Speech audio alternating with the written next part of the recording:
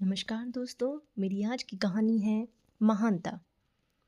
French काफ्ता जो Australia में एक मध्यम वर्गीय परिवार से थे, वे 20वीं सदी के प्रभावशाली लेखक थे।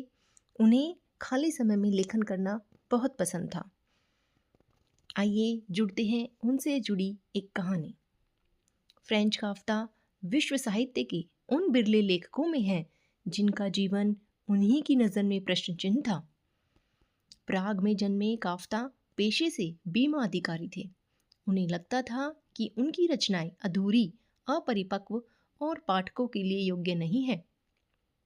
तपेदिक से जूझते हुए जीवन के अंतिम दिनों में उन्होंने अपने घनिष्ठ मित्र, इजरायली लेखक, लगा संगीतकार और पत्रकार मैक्स ब्रॉन्ड से कहा, मेरी मृत्यु के बाद मेरी सारी पांडुलिपियां जला देना।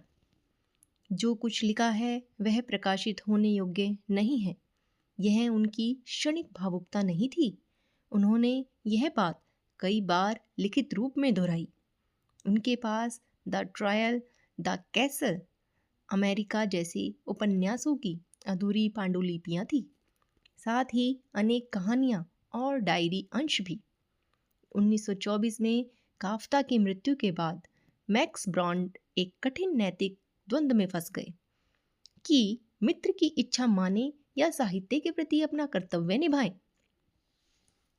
आखिरकार मैक्स ने काफ्ता की पांडुलिपियां नष्ट नहीं की, उन्हें संपादित कर प्रकाशित किया। धीरे धीरे काफ्ता का लेखन दुनिया के सामने आया। इस तरह से जिस शख्स को अपने जीवन में बहुत कम पहचान मिली थी, वह 20वीं सदी के सर्वश्रेष्ठ लेखकों में शामिल हो गए। दोस्तों, ये कहानी हमें सिखाती है कि हमें अपनी काबिलियत पर कभी संदेह नहीं करना चाहिए और ना ही असफलता से घबराना चाहिए, क्योंकि असफलता के बाद ही सफलता के द्वार हमारा इंतज़ार कर रहे होते हैं।